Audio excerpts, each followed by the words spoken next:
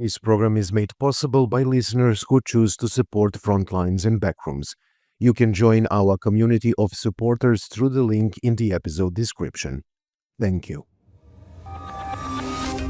From Lisbon, Frontlines and Backrooms podcast. Your host, Vladimir Bobatik. The ongoing war between the United States and Iran is not only a military confrontation, it is a conflict shaped by perception, escalation, and the political logic that turns crises into unavoidable outcomes. My guest today is Professor Hussein Banai, a political theorist based at Indiana University Bloomington in the United States. He is the author of Burdened Vision of Progress in Modern Iran and co-author of Republics of Myth, National Narratives and the U.S.-Iran Conflict, as well as Becoming Enemies, U.S.-Iran Relations, and the Iran-Iraq War, 1979-1988.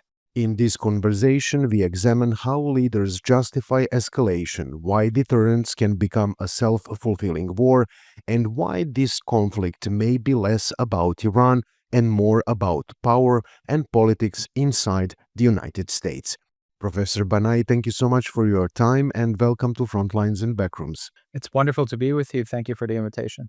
Political leaders rarely describe escalation as a choice. They describe it as something unavoidable. In your study of Iranian and US relations, how do leaders convince themselves that the most dangerous path is actually the only rational one left? Yeah, I think there is a logic of decision-making that differs based on the context that we are examining. And in the case of U.S.-Iran relations that I've studied for a very long time, it's very clear to me that the logic of decision-making, whether it's escalation, whether it's de-escalation, frankly, as well, is obviously never spelled out that way. Leaders don't say, we are escalating or we are de-escalating the situation. They say, we're responding to the other side's threats or that we are acknowledging the other side's concessions. And the way in which in politics of U.S.-Iran relations this gets especially, I think, stylized, it's really down to the fact that this relationship after the 1979 revolution has been one of intense enmity back and forth. And so, the central narrative of the Islamic Republic, that it is a revolution against kind of imperialism, Western imposition, that it is an affront to the imposition of Western interests on a kind of an authentic Iranian culture and political life, is something that they always use to justify why they're doing what they're doing. In the United States, too, I think since the revolution in Iran, because of the terrible experience, the trauma of the 444 days of the hostage crisis, the government in Iran is always guilty until proven otherwise. So the logic, the way it's explained in Washington, oftentimes, logic of concession, something to the Iranians, is not so much as an act of goodwill or de-escalation, but it's something that ultimately Washington is, on balance, coming off, better off than was the case before. But also there is always this, if you will, reassurance that it's offered by American leaders about any kind of dealing with Iran, that they are not interested in normalizing the relationship. They are only there to either put them in a box, effectively neutralize them, or to ensure that, their capabilities are diminished. And I think we see this play out right now in the context of the Trump administration's war with the Iranian government, and at its most heightened level. In the 70s, 80s, and 90s, we didn't have social media. Now we do. On one side, President Trump is using his Truth Social to announce his next steps and basically to threaten Iran. Iran, on the other side, is trolling President Trump, some would argue very successfully, with those Lego videos. bearing in mind the heavy history between the two countries, the current war, and this cacophony of messaging, how we are going to get out of this situation with this type of communication? It's very hard. I mean, I think first of all, it's very important to note that we haven't seen language used quite in this way in very high stakes diplomatic crises for some time. I mean, I wasn't around the time of the fascist regimes in Europe to see how Mussolini was communicating or how Hitler was communicating to the antagonists. But even then, I think messages were filtered through diplomats and through emissaries, through official channels. In ways that differed from the kind of rhetoric that a leader used for domestic audiences only. So the way Donald Trump has kind of used this new information space, this new way of communicating to the global public at large is something very new and very difficult to really analyze, both in terms of obviously the uh, authenticity of what he's saying, whether what he says actually matches what his actions are, what he intends to do. And secondly, in terms of the impacts and consequences that it would have. Who knows how the Iranians are receiving the threats that he, was sending, especially in the last week before the ceasefire. Whether they saw it as an ominous threat or they took it as a kind of a empty joke or what have you. But there's no question that communication between leaders has changed dramatically since Trump has come to the scene and the way he is forcing everyone to respond to him in similar ways. I think for allies or countries that have normalized relationships with the US, they can take the name calling by him, or if he gets obsessed or, Greenland or the UK prime minister or, the German chancellor or even the Pope, we see they can respond in ways that are kind of very calculated and they kind of just, don't acknowledge it.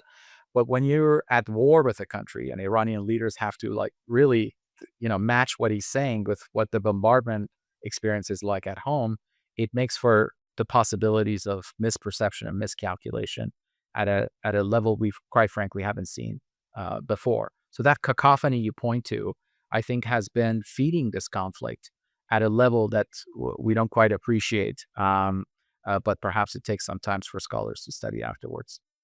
Professor, you mentioned that you don't use social media to communicate with the country in which you are at war, and you mentioned miscalculation.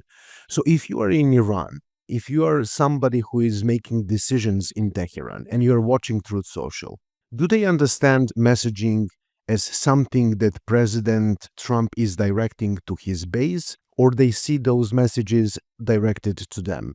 And do the people in the President Trump administration, like advisors, understand how this could actually be dangerous? I think the Iranians understand it to some extent. I think they were late in, frankly, understanding exactly how much bombastic language he uses in the domestic realm. This kind of messaging to them is a continuation of. And they've adjusted accordingly over time. Um, but they are under bombardment as well. They have to kind of calculate where his threats are credible and on the social media and where they are not credible. And so I think there was a period right before the ceasefire where he especially sent out an especially ominous um, post on Truth Social where he said a whole civilization will die tonight. And I could sense, based on my reading of the Iranian media, that the leadership there was especially flummoxed by that at a minimum. And I think at a maximum, some were really nervous that he was going to really either, drop WMDs over Iran or severely attack Iran's civilian infrastructure. There was a real sense of dread and anxiety about it. But when he backed down, you see Iranians become a lot more brazen, and now they're calculating that he's actually a lot more transactional in this specific case of the war, and they can actually escalate and raise their rhetoric as well and taunt him even because he doesn't seem to be willing to commit ground troops that way. In terms of people around Trump, I think. look, I think part of the problem here is that whereas in the first administration, the first 4 years of the Trump administration, there were a lot of people who deeply worried about those kinds of postures and messaging coming out of the president. And they tried to kind of, signal to the allies that's not, translate basically what he was saying. Um, this time around in this administration, there seems to be almost a nonchalance about his rhetoric. They just assume that everyone else is adjusting to it, or they should, that this is the reality that they live with it every day in the United States and in the White House. So everyone else should as well. And so part of like understanding the US in this moment is to be able to decipher your way in, you know, to understanding who Donald Trump is and where he means something seriously and where he's just kidding. It's just a very dangerous and frankly reckless posture because, um, this is not how a great power, let alone the most powerful military in the world, should be, calibrating its messages to its friends and enemies at a critical moment where, not just global security hangs in a balance, but the health of the global economy as well, and especially the U.S. domestic economy too. We often hear the phrase peace through strength. At what point does that rhetoric of deterrence stop preventing the war and start making itself fulfilling prophecy? Hmm. Well, I think we've already seen evidence of this becoming the opposite of what Trump probably had intended.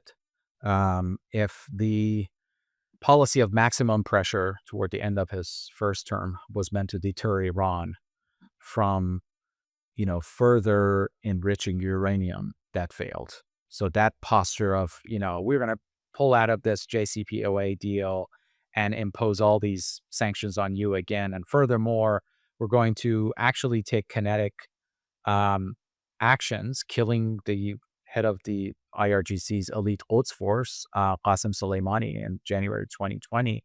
We're going to do things that other U.S. administrations didn't do. And that just really radicalized Tehran furthermore. They enriched uranium to levels they hadn't done before. They started to spread their influence through the Middle East in far more nefarious ways after that period as well. And it wasn't until after October 7th, when Israel started to kind of push Iran back and its proxies back, that they started to really feel the push. That wasn't from the US, it was from Israel first. And then obviously Trump comes back into office, escalates rhetoric again. Iranians escalate again. You get a war, that the 12-day war that happened in June of 2025, that didn't seem to really achieve any of the goals that it wanted to. Iran moved its highly enriched uranium to a safe space. Yes, it lost its air defenses. Its nuclear facilities were severely damaged. But that only, now we know, set the prelude for this bigger war on February 28th of this year. So we have seen this kind of cycle of self-fulfilling prophecy already. And this latest war is the latest, episode of it. And now with the closing of the Strait of Hormuz and the kind of day-to-day confrontation between the U.S. Navy and the IRGC naval forces, this could end up being the new normal. That violence begets violence. Price of oil skyrockets. Maybe there will be a aerial bombardment again, a wider war. Who knows? So this whole notion of peace through strength clearly has not worked out already. And I think, I'm afraid, it's making even more countries vulnerable, both in the region and beyond as well. It is very hard to make sense of what is in the head of President Trump, what the plans of his administration are, and to make sense of it all. Some will say that he is a strategic genius. I came across a theory which is called the madman theory, used by US President Richard Nixon to make communist leaders believe he was irrational and volatile, aiming to intimidate them into making concessions. So, when we have a power plant day, a bridge day, when we have a 9 times winning the war, 6 times extension of the ceasefire, when we have the destruction of civilization, can we talk about the madman theory in practice and that we didn't understand that from the beginning? I think so. I mean, I think that theory, which was, we should say, a very much a product of the nuclear era, and was supposed to be a kind of a complement of the corresponding mutually assured destruction concept in, between nuclear superpowers. That if basically one side decided to say, "I'm crazy enough to use these nuclear weapons," and I'm going to behave in all sorts of, you know uncertain ways, that the other side would kind of, back down and say, well, we don't want to deal with this crazy person quite this way, so let's de-escalate. Um, what you have in this situation is almost like a counterfeit version of the madman theory, in that Trump seems to be cosplaying a madman as much as maybe being one in low stakes situations. So he wants to be a madman, um, be viewed as a madman, so that people can give him concessions ahead of time. And I think the signal that he picked up that that may have worked was in Venezuela, when, initially he comes in and he's like, "Oh, we did this amazing shock and awe campaign." It was no such thing, really, when people were militarily involved, describing it after the fact. And the corrupt Venezuelan government just basically made a side deal, and they handed over Maduro, and he gets extracted, get brought to the U.S. And Trump really likes that model, but he credits himself for basically having scared the Venezuelans into this bargain. And so he's like, "Well, I'm going to try it on Iran now." And the reason why I think that's a counterfeit version here is that he is not really someone who is going around with a very credible use of um, coercive threats, military threats, nuclear threats at an unthinkable level, and then demonstrating that he is actually willing to cross that Rubicon. But someone who is constantly pushing people into ever more vulnerable positions, including those around him, allies, his own military, his own national security status. There's a diminishment that comes with acting like a madman or cosplaying one, that I think he's not calculated. Because the rest of the country is not behind it in that way. American public opinion is not. His own political party has divided over this war. And so the madman theory really works when you are a kind of a Kim Jong Un in charge of a North Korea. You have basically totalistic control up and down, and you are really demonstrating that you're willing to cross that Rubicon. And I think with Trump, that just hasn't come to be, and in fact, it's ended up being a kind of a cartoonish version of it. How we came to the situation where we look at Iran as a more serious player in this war, just by simply comparing, I don't know, President Trump's behavior on social media and how Mr. Argachi is conducting himself in public.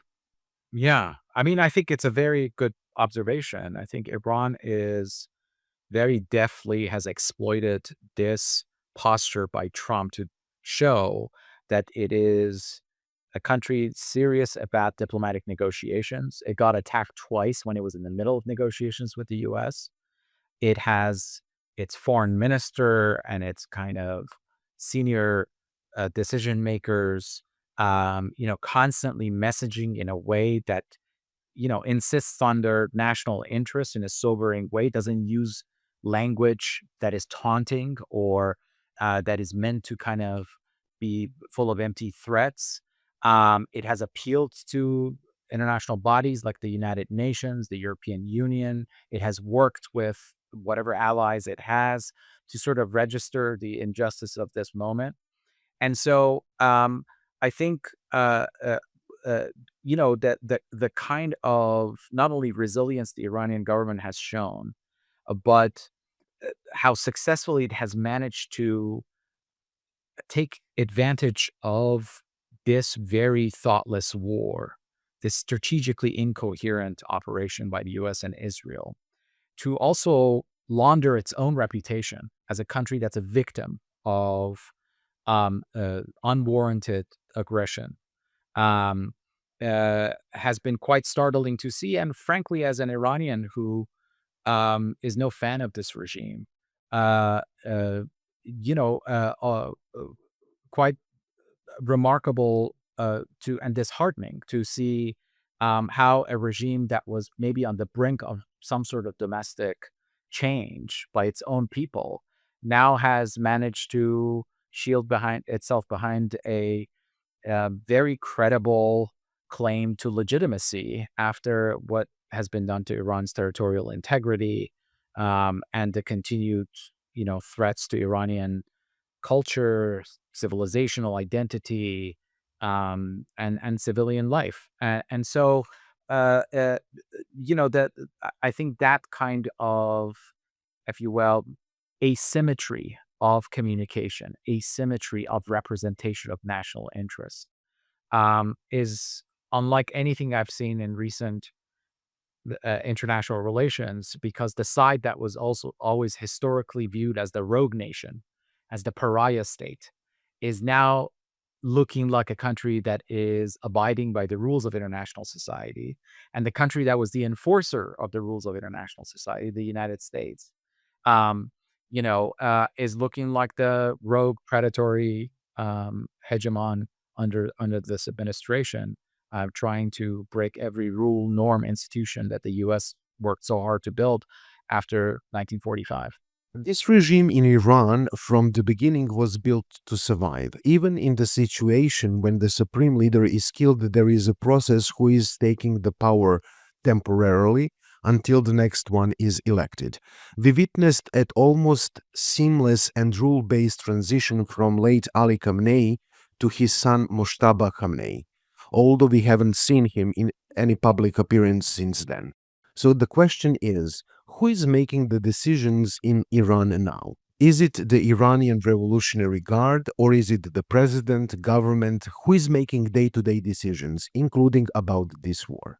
Well, this links to, I think, very perceptive comment you made about this regime having been built to survive moments of crises like this.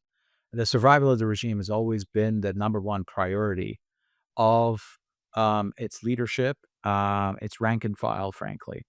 And so, um, through the experiences that the Islamic Republic has had since the revolution, the 8 years of war with Iraq, there has been this um, kind of collective decision making model that has developed over time through various theaters of conflict in Iraq, after 9/11, in throughout the region in the Middle East, in Iraq, Syria, Yemen, southern Lebanon, elsewhere.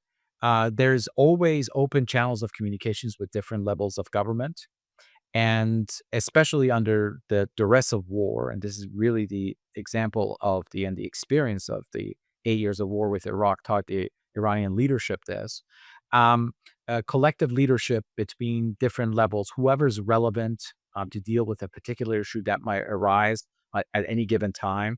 If the question, for instance, right now is the Strait of Hormuz and the closing of it, it's very clear the Revolutionary Guards who are on the ground, who are trying to um, regulate traffic through the strait, are the ones calling the shots on that portfolio. When it comes to nuclear negotiations, the foreign minister has a lot more say in there because he's experienced. He has a group of experts around him that can make contact with third parties like the foreign minister of Pakistan or the Omani foreign minister, for instance, where the last round of talks were going through.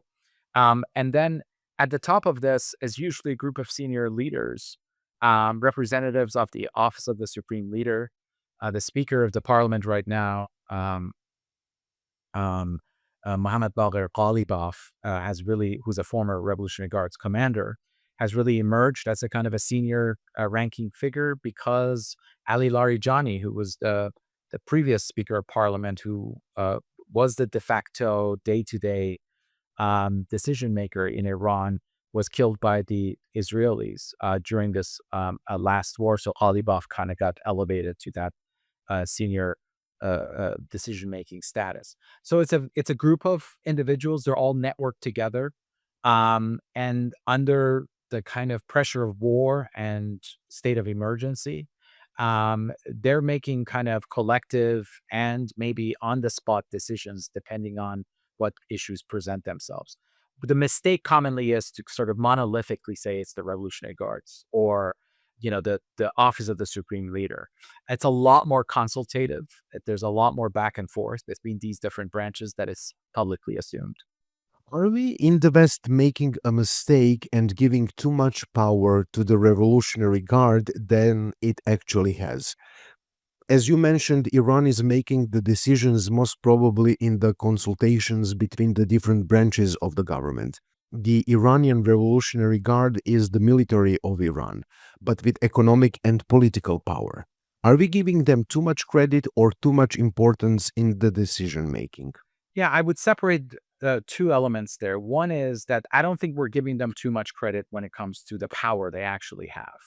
They are very powerful, clearly the most powerful political bloc in Iran's domestic and foreign affairs. But decision making and power are two different things. There is in Iran a kind of pecking order of individuals who may have links to the Revolutionary Guards, who may have links to, the traditional bazaar merchant class. They may have links to the clerical class. A lot of them are intermarried, and they don't see themselves as belonging to what unit or the other. And so when it comes to decision making, it's not like the guards kind of have an official representative, enters the room and tells everyone else to shut up or listen to them or, what have you. They're there at the table. They're oftentimes there to carry out, the decision made in the most effective manner possible, or working and undermining, neighboring countries or potential, third parties that are working maybe for the Americans or the Israelis, et cetera, to sniff them out, to push back against dissidents, et cetera. They have various different organs within them to deal with this. But they are not a unitary actor. They do not have a unitary seat at the table that just speaks on behalf of the IRGC. They are in consultation with others. They're not a military junta like in let's say Burma or Myanmar or even in Pakistan, with the military being a very kind of a well-defined entity separate from others. So there's a lot more pluralism to them in that way in terms of Iran's domestic politics than it is kind of the depiction of them in Western media as a kind of a monolith, menacing, uniform wearing, hardened, bearded men. That's not the accurate picture quite. Iran is led by a supreme leader who is also a religious leader. But on the other side, we had attempts to claim the divine mandate or religious authority. Does that effectively eliminate their sense of the politicians of personal moral responsibility for the human costs of their decisions when they start to claim the divine mandate like Jesus? Absolutely.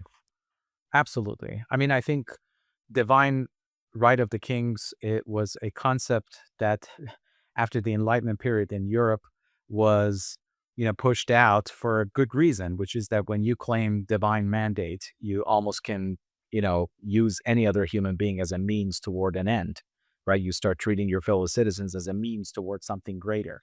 So that has been the Achilles heel of this theocracy in Iran, right? Iran's constitution, as you rightly point out, is theocratic in that there is a religious authority at the head of the government.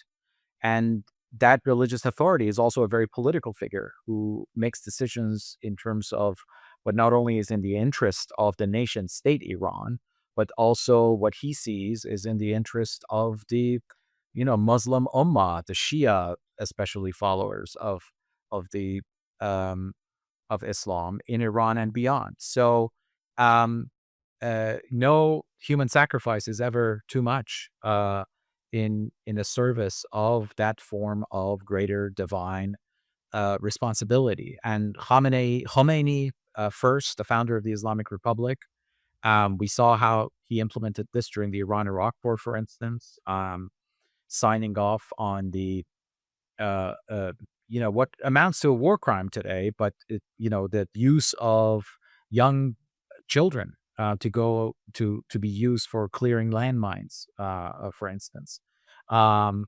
to kind of sanctify and justify the killing of dissidents at home.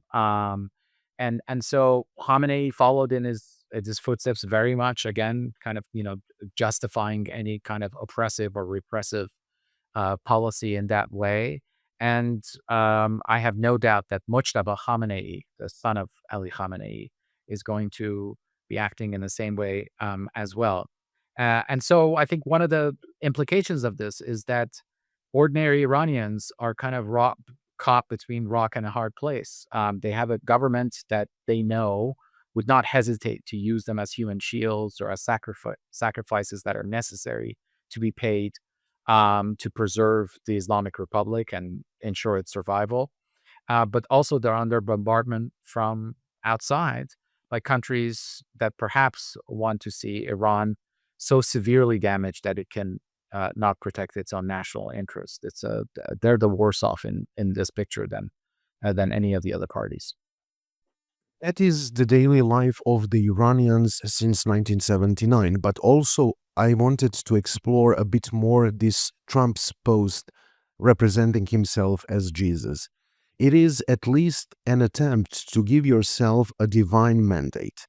And when he removed that post, his followers continued to post the pictures of the president accompanied by Jesus. What is the messaging? Right now, that's uh, a very good point to raise. I do think that there is to every secular political ideology also has a kind of divine dimension at some point when that ideology manifests itself in a kind of a personalist regime. And that's what's become of MAGA inside the United States, that there is a cult of personality associated with Trump. And that cult of personality has heavy backing from especially white Christian evangelicals in the United States. And I think Trump himself has heard enough echoes of this kind of support to give himself permission to use AI, to depict himself as the second coming of Jesus Christ, right?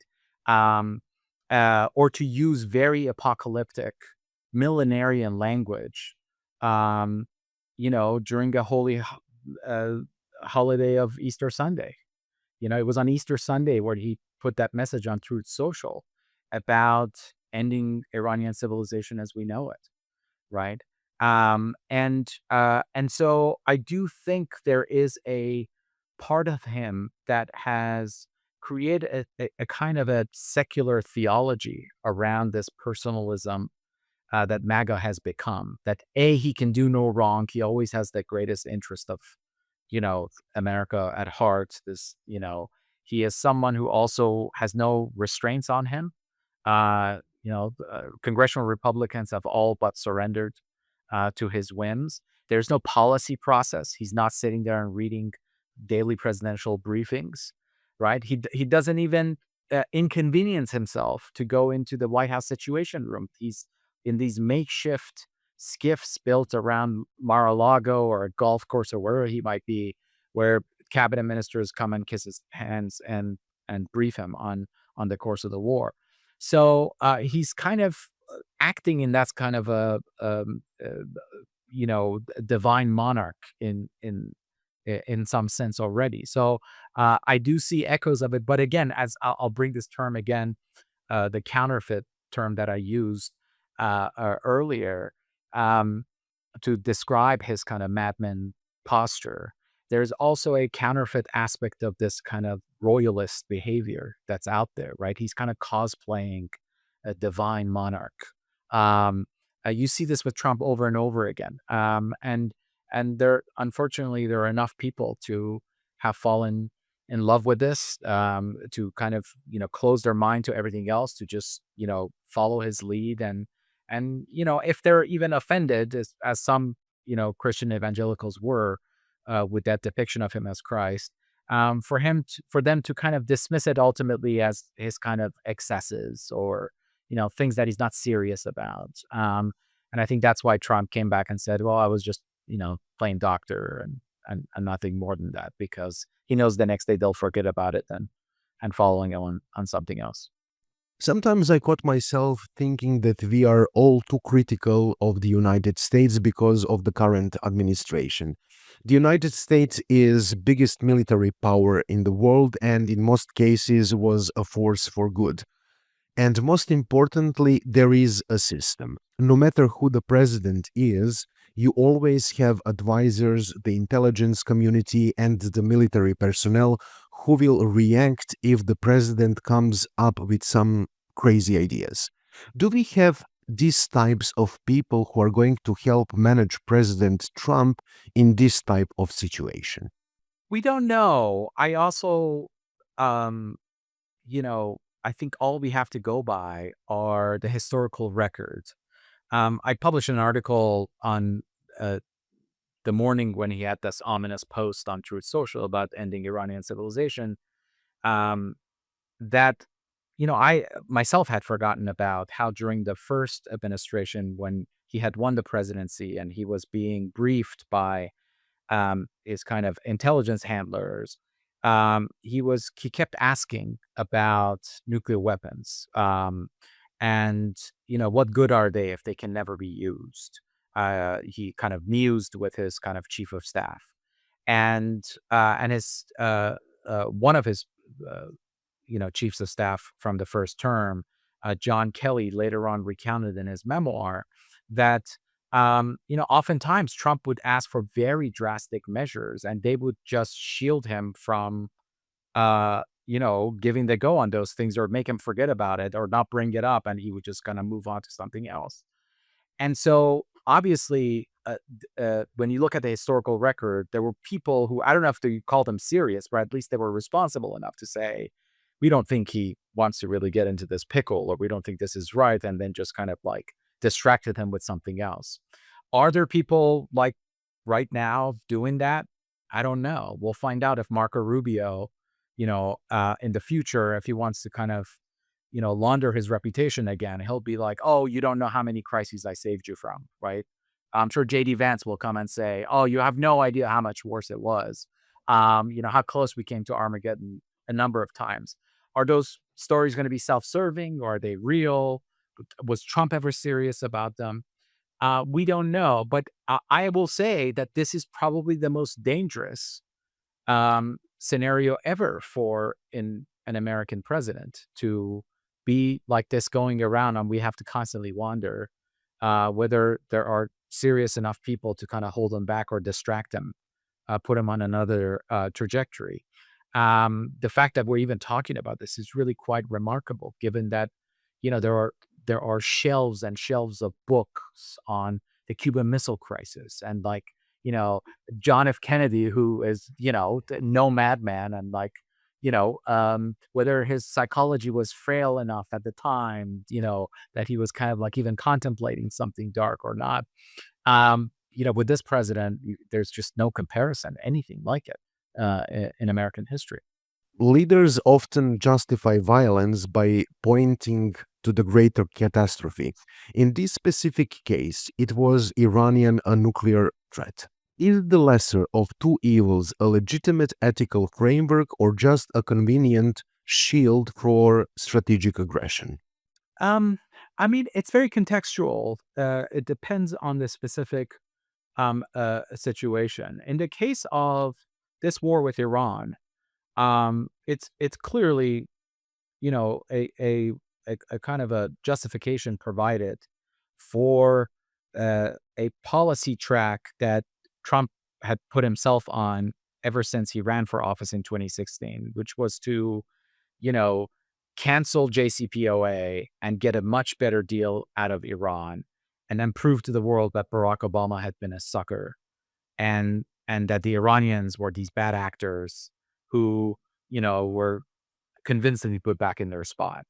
Well, from the standpoint of 2026, 10 years later, um, since he first entered the scene, we can say that a lot of this has just been kind of empty posturing, that Iran clearly never posed a threat. And to the extent that it became a serious threat, was because of the implications of, the U.S. coming out of the JCPOA, pushing them to enrich, then engaging in multiple wars, and then those wars really having significant, um, generating significant threats to U.S. Arab allies and to even Israel, right? The Iranians hit a number of sensitive targets inside Israel with their missiles during this war as well. So I think the threats of a nuclear Iran that previous presidents had talked about were far more credible in the sense that U.S. foreign policy um, had really determined that those threats could be countered through a policy of containment. That Iran, if it got its hand on nuclear weapons, would be a serious threat to a lot of Arab countries in the region and Israel as well. It would shield itself from external attack. That's for one thing. Um, uh, but that at the same time, it was a threat that the U.S. could meet very reasonably by employing a policy of containment. With this president, you get, um, you know, that understanding tossed out of the way. You get the exaggerated threat of Iran as a menace that could, hit European cities and has the intention of wiping Israel off the map, et cetera, et cetera. Setting aside the fact that, Israel itself is a nuclear power and could very reliably deter Iran. Um, and then you get this kind of a, a bunch of phony wars, military attacks on Iran that really revealed to us actually how weakened Iranian military is. It cannot defend its skies credibly. Um, it it could not hit back in any serious way. It could disrupt the flow of oil. That's a big leverage it had. It always had. But outside of that, militarily, it was never really that threatening. So you have to conclude that the exaggerated threat was a justification for, other strategic aims, which in this case, for the United States, is very incoherent what those strategic aims were because now it's in a more weakened position. But at least for Israel, it's understandable because you have now a Iranian whose conventional military defensive capabilities have been severely damaged. And Israel, no doubt, would be happy to have Iran spend the next 20 years trying to just build up its basic conventional, air defense systems and missile launchers and, telecommunications networks, those kinds of things. But for the U.S., it's been a strategic mistake. I grew up in Serbia during the 90s, so when the war started, we had student demonstrations against the war. Then we had a very big influence from the outside to remove the regime of Slobodan Milosevic with sanctions. And lastly, there was a NATO aggression in 1999. But nothing could spark regime change until October 2000 when people said, now this is enough. That said, before this war, we saw a public uprising in Iran. With this war, how long will the life cycle of the current regime in Iran be prolonged? And did the people inside of Iran, due to this war, lose a good chance to do something in the sense of making the regime change in Iran? Absolutely. I mean, I think that's one of the key takeaways of this war that, again, as someone who is no fan of this regime, makes me sad to no end. I think in January of this year, when you had those mass protests that had started in late December through the traditional merchant classes of the bazaar and then spread to the other sectors in Iranian society. And just to pause and note here, the bazaar are among some of the most conservative um, constituents inside Iran. They're usually the last ones to, start shuttering their shops and protest. And this time they were the first in line because the Iranian correct currency had collapsed. There were a lot of gripes about just rampant corruption. The fact that the government seemed to be in financial dire straits and yet still, trying to fund its networks and proxies across the region, that Iran's oil revenues seem to, be going to all the wrong places, et cetera. And so you had this, widespread protest And it looked like the regime, even from within, had some serious figures sympathizing with these protests and saying, you know what, it's high time we make some really significant changes, take maybe significant steps toward reform. Many people were even former regime loyalists had given up on that path and they were asking for a revolution, a new revolution of some sorts.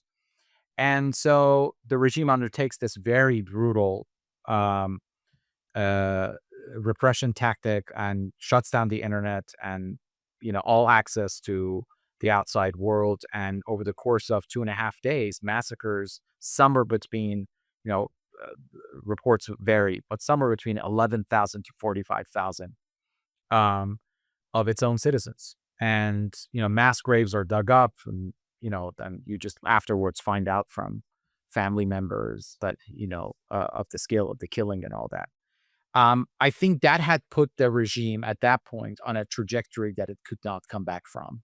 That it was very clear. People were saying, we're going to even now be more determined to take to the streets and to actually go after these, killers and end this regime for good. And had hoped for some sort of signal from the outside world that they would have their back in doing this. Maybe not by military intervention, but by certainly going through the United Nations, having an emergency session, maybe similar to the 1990s period. Dispatch some sort of UN force into Iran to protect civilians, and then put a coalition together if the government did not back down to really punish it that way. Obviously, that's not what happened. Trump kind of inserted himself in the middle of all this, as did Netanyahu, to say, to signal to the people that, continue protesting, we got your back. And obviously, they did not show up until February 28th. And when they did, they immediately changed their justification for regime change to basically getting the government to a place where they could deal with some new figures. Again, similar to Venezuela. And that really disheartened, I think, the Iranian public more than anything else, that they were dealing with charlatans and snake oil salesmen from outside who had no interest in saving the Iranian people or turning Iran into a liberal democratic country. And so I think in this scenario, you had the best possible um, uh, um, kind of lifeboat sent to the Iranian regime to now depict itself as the savior of the Iranian national identity, territorial integrity. And you see the opposition has completely died down, and people are like, okay, now we have to struggle with these people and see what the new order looks like. But there's no doubt in my mind that the lease on life of the Islamic Republic has been extended indefinitely. I don't know whether it's going to be 5, 10, 20, who knows? Revolutions are fickle. You never know how they start. But there, it was a massive gift, this war for them. Uh, President Trump constantly repeats that Iranian regime has changed. We know it was not. If we are not going to have the real regime change, if we are going to have a new kind of GCPOA, where Iran is going to be obliged for, I don't know, 10 years to enrich uranium to 3.6%, and then after 10 years to have the opportunity to go up again to 60%, then what was the point of this war? Why, if it is true, did President Trump listen to Benjamin Netanyahu and start this war? What is the region going to look like after all? It's a very good question. I think it was a pointless war from the standpoint of American national interests. If we just limit it to that, forget regional security or whatever other justifications that this administration might bring up that this war was serving. I think it was pointless in the sense that um, Iran could have offered a lot more um, through diplomatic negotiations. That this war gave the Iranian government not only a new lease on life, a sense of domestic legitimacy in terms of what they're doing, but it also revealed to them that they could now weaponize the Strait of Hormuz in ways that they hadn't really dared to do previously. Because global public opinion against this war was just so overwhelmingly negative, No one is looking at the Iranians as anything but the victims in this scenario. So you're also the narrative that's coming out of this is basically a kind of a very thoughtless campaign undertook by Washington and ironically by the president who criticized the last two forever wars US was involved in Afghanistan and Iraq as thoughtless and stupid. I mean, well, this outdoes them all. Um, from the standpoint of Israel, I think one of the things that I maybe differ with conventional opinion on is that I do think the Israelis did accomplish some of their goals with this war, which was to severely damage Iran's nuclear facilities, severely damage Iranian air defenses and conventional weaponry, to um, uh, really, I think, demonstrate their intelligence gathering capabilities inside Iran in a way that makes the Iranian leaders really suspicious of each other for years to come. They don't know who exactly is working for Mossad and who is not, what the depth of infiltration of their system would be. So, from the standpoint of Israel's national security, I think this war really did positively impact Israeli national security. Now, that in a conventional like Iran versus Israel sense, sure, that is advantage to Israel. But Israel also, this coming on the heels of Gaza, uh, this war arriving in a manner that it's co-signed by Donald Trump, has made Israel a kind of also a regional rogue state, and it has, I think, damaged the kind of diplomatic progress that they had made with the Arab countries, many of whose citizens are now very skeptical of their governments, continuing on through the Abraham Accords, UAE or Qatar or Kuwait, and um, Saudi Arabia, even in the background, they never officially were part of it. But all of those possibilities are now diminished. And so the status of Israel as a kind of a rogue country in the region has really been emboldened. So in the end, I think Iran comes out of this in a much stronger position in terms of the narrative coming out of this war and the justifications Iran might have moving forward. In the final hours before a major decision is made, who actually has the power to stop escalation, if anyone? President of the United States. I think this is, uh, in this scenario, this is a war that was started at his behest. It's a war that ultimately, because of the asymmetry of power, the United States is the most overwhelming, powerful player in this game still. And so, if he decides that basically he did not achieve what he wanted to achieve and he's just going to better move on and, cut his losses, all of this could be wrapped up very quickly. Obviously, then he has to live with the narrative that he undertook a very stupid war that didn't achieve anything.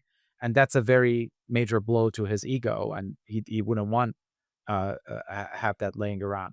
But we also know with Trump that he is um, very adept at creating an alternative reality and just repeating nonstop at his own version of what actually happened, right? In the kind of the domestic uh, analogy that best comes up to my mind is, January 6th was broadcast live on television. His supporters attacking the U.S. Capitol, trying to stop the process of certification of the results of the presidential election.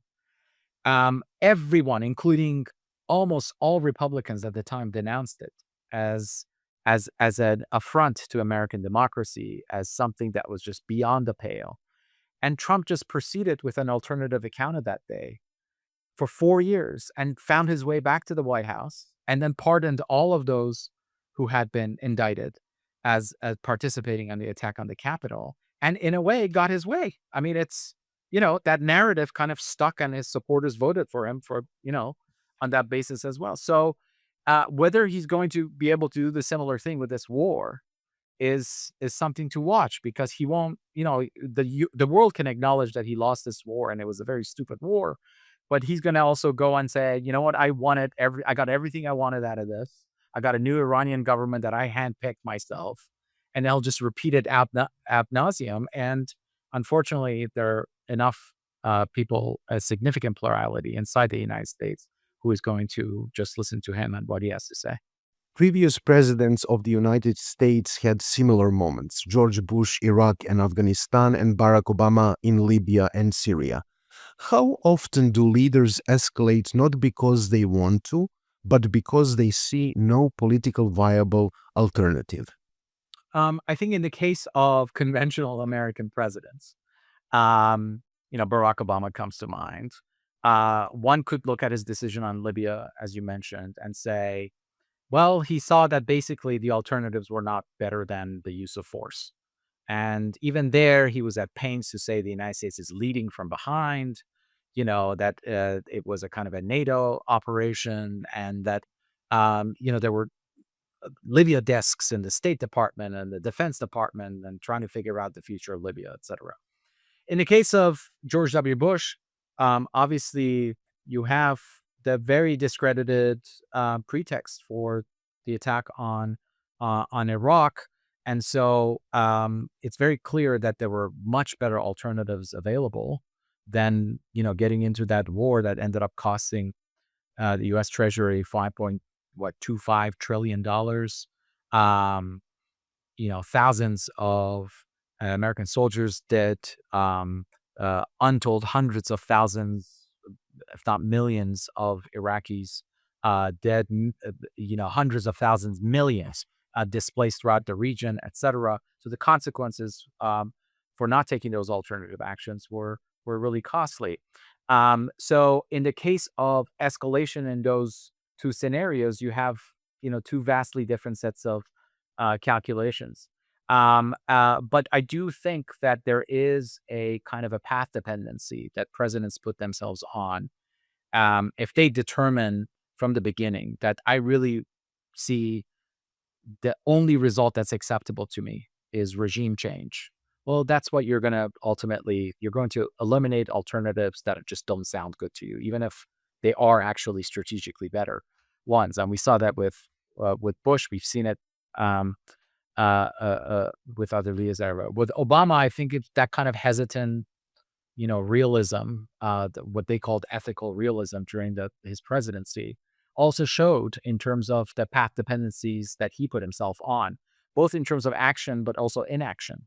Right after the Arab Spring, he was very hesitant to kind of get behind Mohammed Morsi and the Muslim Brotherhood's kind of takeover of the Egyptian government.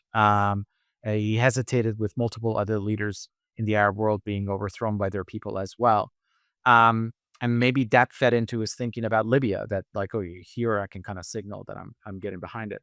With Trump, I'm afraid like these calculations of either type don't seem to be applying, because he seems to really have front and center the domination of narrative in the hour that he's living more than anything else. He wants to dominate every second of every day in terms of the news coverage of his administration and himself.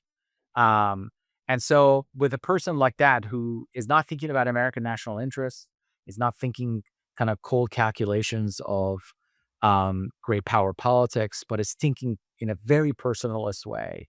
Am I am I being depicted right or not, or is this person should be called out or not?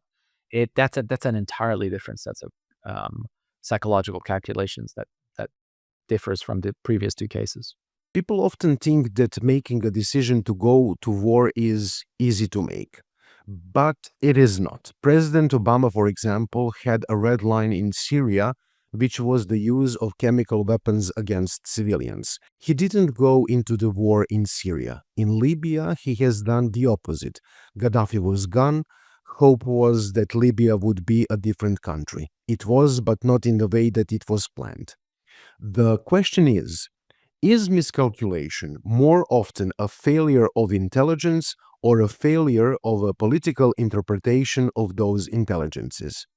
The latter, I think, if you look from the evidence in the academic literature from the Cold War through the post-Cold War period, through the multiple wars in the Middle East, what you find is that it is the particular interpretation of the intelligence presented to the leaders oftentimes. And these are periods in which, you have, in the case of the United States, overwhelming military superiority. So the president of the United States has um, is not being forced into making a particular decision. Maybe the Cuban Missile Crisis is of a very unique case in all this, because of the symmetry of nuclear power between the two sides, and Soviet missiles being 90 miles off the coast of Florida. But in all the other cases, the president oftentimes has time, has a luxury of looking at a range of outcomes presented to him by intelligence professionals to then weigh the costs and benefits, right? President George H.W. Bush in the first Gulf War, Desert Storm, which has been a case study of, you know, responsible great power restraint, right?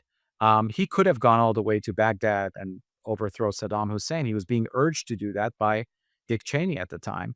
And he decided not to because he looked at the intelligence, and he was former director of the CIA, also, we should mention. He looked at the intelligence and he said, I don't think this is a net positive. I don't want to get into some sort of nation building project. We just want to kick Saddam out of Kuwait, restore the balance of power, then contain him. And that's all good for us. We don't need to look beyond that.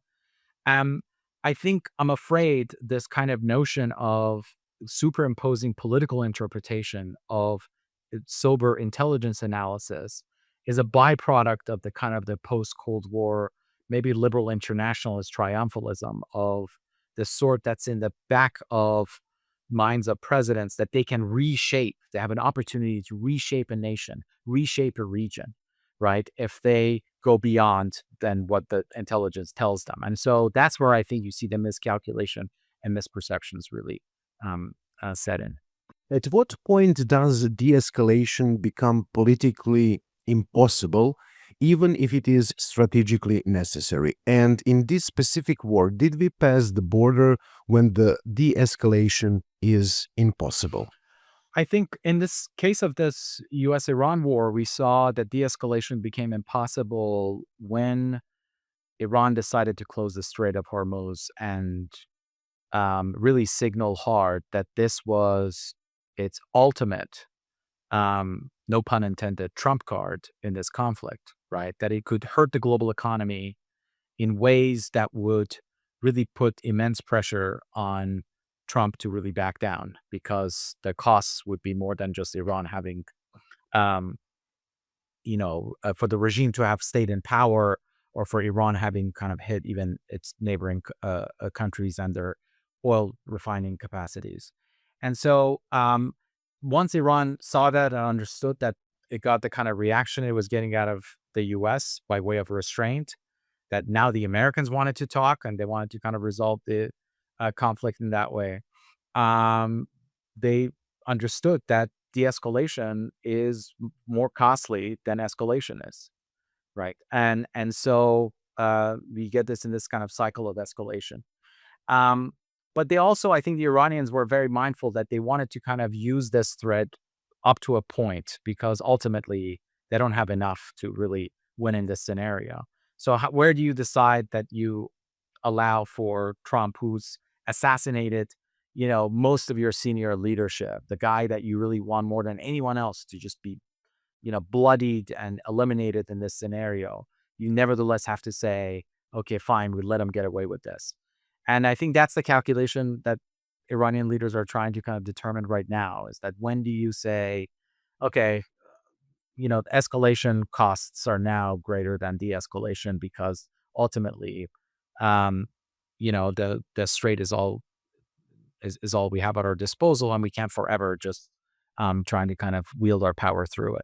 Professor Banai, for the end, we have 5 short questions for 5 short answers. The first one: what is one biggest strategic illusion leaders operate under today? Unlimited resources in the part of the United States. At some level, at some point, the U.S. has to kind of replenish its resources, and that uh, it would have to withdraw the region for this to, for its military to catch a break. Um, And I would also add to that, so that's at a more tactical level, at a strategic level. I think the illusion is that this is not hurting U.S. interests vis-a-vis China, which is the ultimate strategic contest. In current war, who has more room to escalate? Iran. Why? Because it has the United States in a very desperate situation where it needs to end the war, and Iran is located where it is, and the United States is not located next door to Iran. So the timeline for American troops to, withdraw from the region is a bigger worry for the U.S. than it is for Iran. One thing the public completely misunderstands about this war.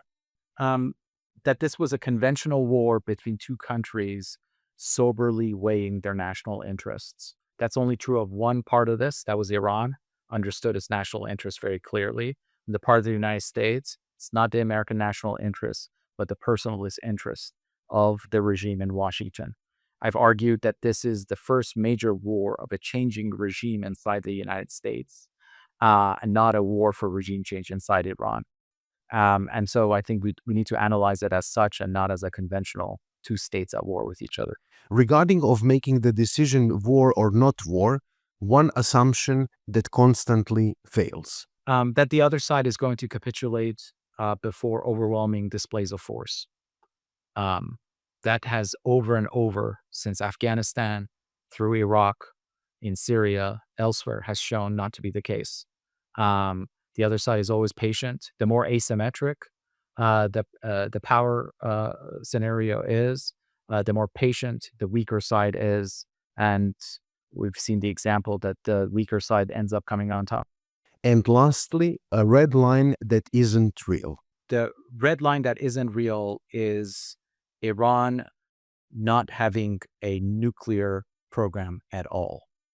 That won't come to pass. The Iranians will retain their capability to enrich uranium and have a nuclear program. Whether it's going to remain at a civilian level or get weaponized, that's to be determined. But Iran is not going to give up its nuclear power.